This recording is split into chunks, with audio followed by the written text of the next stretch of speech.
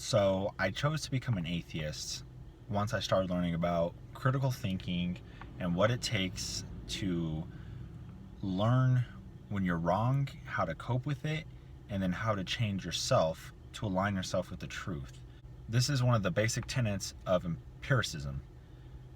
So that means you take reality and you align your beliefs to what reality is, rather than taking your beliefs and aligning reality to what your beliefs are, which is religion.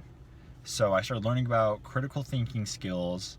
I started to realize that I was at a very basic critical stage, which is like, the first one or two stages where you're the unreflective thinker.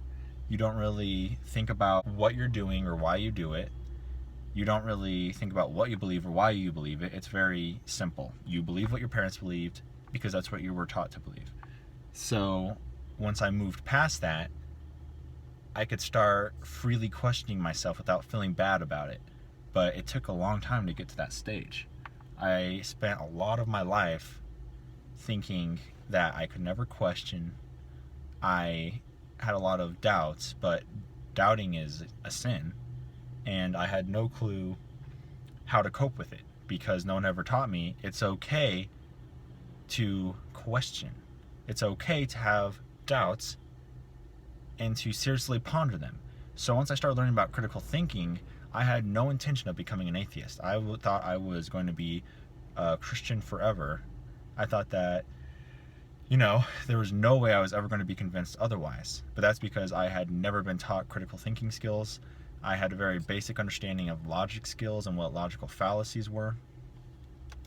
So once I started to learn about how critical thinking works, that's really where my change started, and that's really a 2-year time frame.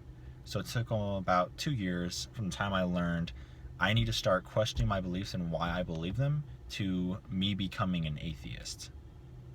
And it's this open, constructive process where you're free to question your beliefs without fear of criticism, either from within yourself or from others. And a lot of times you just can't tell people that you're questioning things because they're going to attack you, because questioning your beliefs is questioning their beliefs, and that's opening their ego up to attack.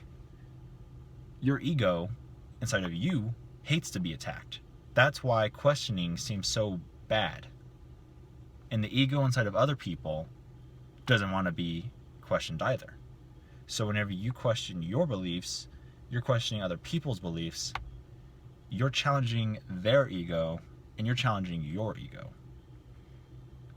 So the way this comes back into critical thinking is you realize that you are not your beliefs, that you can take a step back, look at the world, and say, okay, without any of my pre-existing beliefs or biases, I'm going to observe what's happening.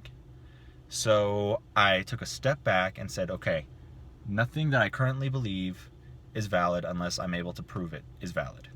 When I did that, I realized, oh, well, when I'm subjectively observing other people's religion, it seems ridiculous. Observe my religion, it seemed ridiculous too. And this was a massive blow to my ego because my ego was very deeply entrenched in religion. And that's another thing that you start to learn is that people's idea of what God is, of what their God is, whatever religion they are, is their ego. Your ego is your God. You ask somebody, have your God and you ever disagreed on anything?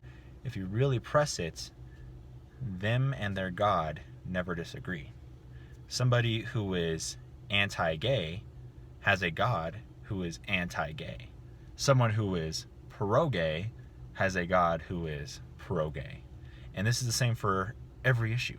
They know they feel bad about something, and that's when they might say, well, I felt bad about doing something, so me and my God disagreed on that. But that's not really you and your God disagreeing. That's you feeling bad for doing something bad, which everyone feels. So that's not really you disagreeing with your God. So you start to realize that your God is your ego. And when you start questioning your beliefs, You're questioning your ego, which is why it's so hard to get out of religion. It's so hard to get out of a cult mindset, a religion mindset. Anything that teaches you not to question. Same thing goes for politics, anything like that.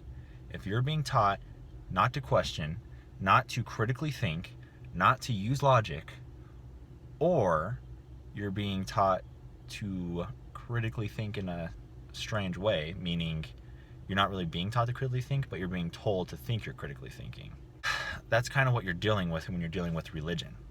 So the way that this all ties back into critical thinking is whenever you realize how you can actually improve as a critical thinker, and when you do, you start to move away from unrealistic things. So in stage one, you're the unreflective thinker. You're not really thinking logically. You believe things you believe because you feel like it's true.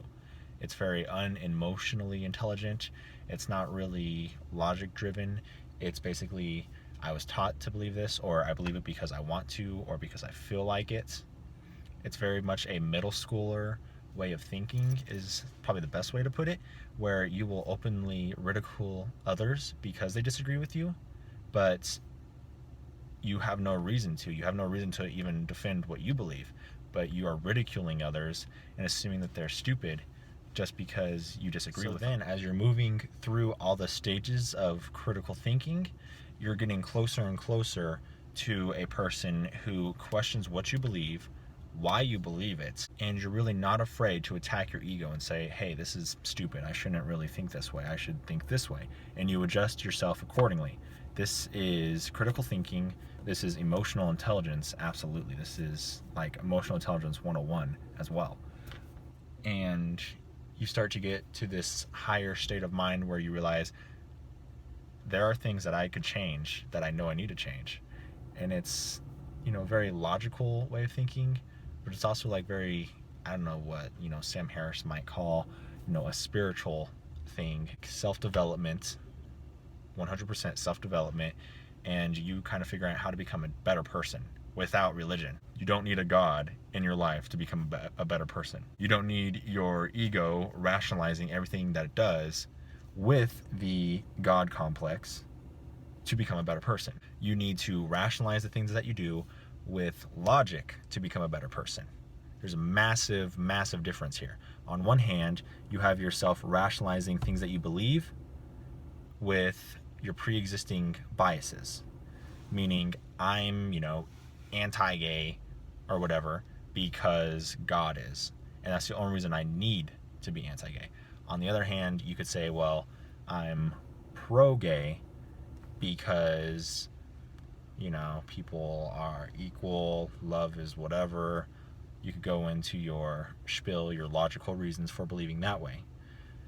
So once you find that you can't justify your beliefs with a God anymore, you start to really change your entire perspective.